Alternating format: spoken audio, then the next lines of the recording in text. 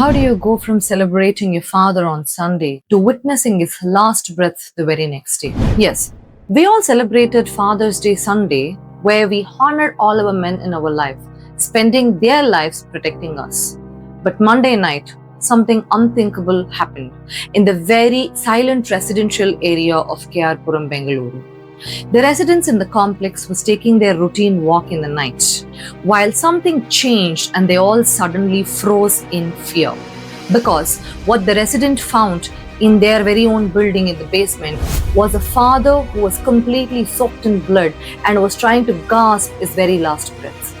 What shook the entire city was not how he died, but the sheer evil of who committed this crime. In today's video, let's uncover the hidden truth behind this nightmare which happened right in our backyard.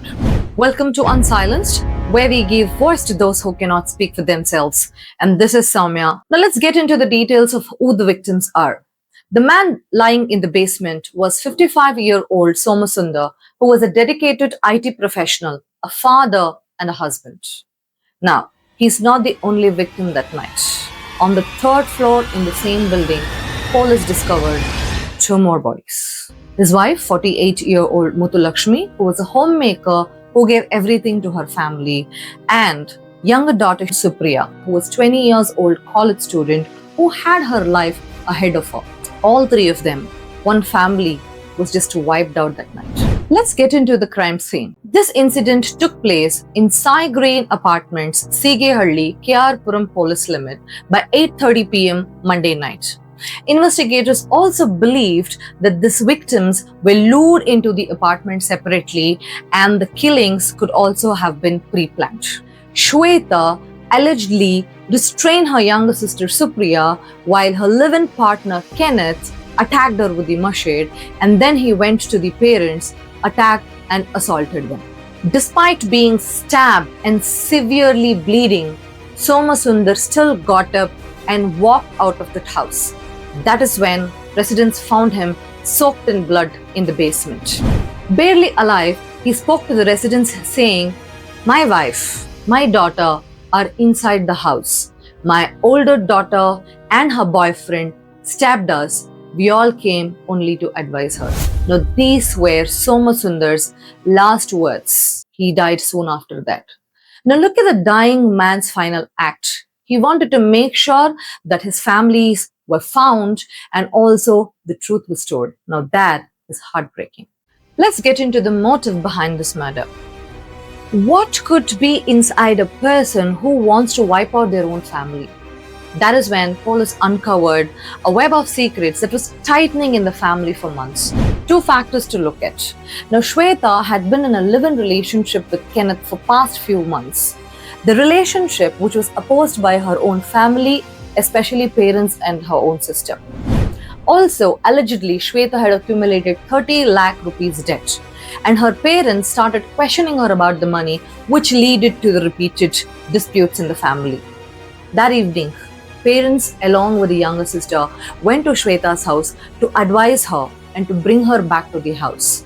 And finally, when the family said they cannot help her with the loans, something snapped. Two secrets, two pressure points, both exploded at once. After the attack, Shwetha and Kenneth, both of them went to the top floor of the apartment and they jumped to the adjacent building of the apartment and escaped through that specific gate.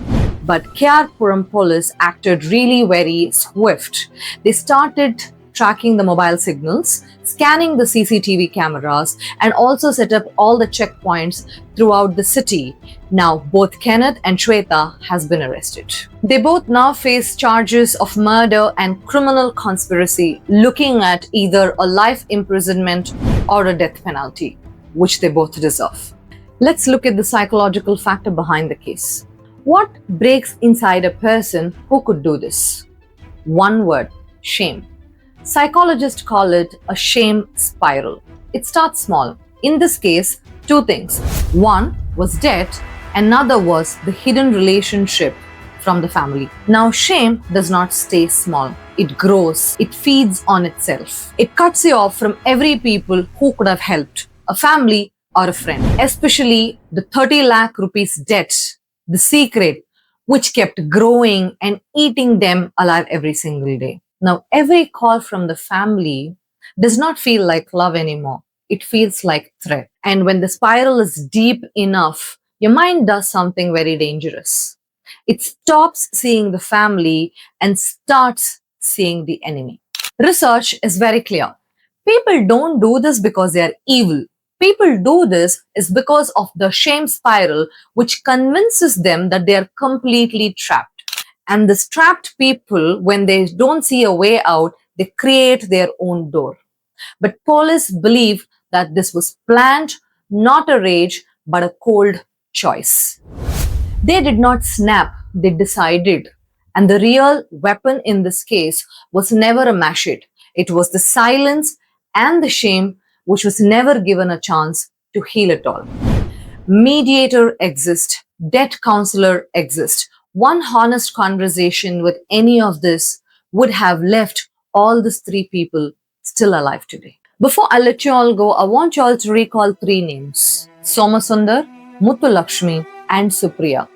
A father who used his dying breaths to make sure the truth was told. A mother who wanted to bring her daughter back home. And a sister who never had a chance. I'll leave you all with one question today. When shame becomes more than love, what are we really losing?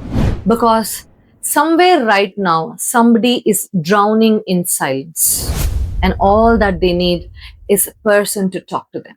Find those people and talk to them. Could be your friends or your family. In the meanwhile, keep your family close and safe. I'd like to hear what you think about the story. Please go ahead and then comment what you think.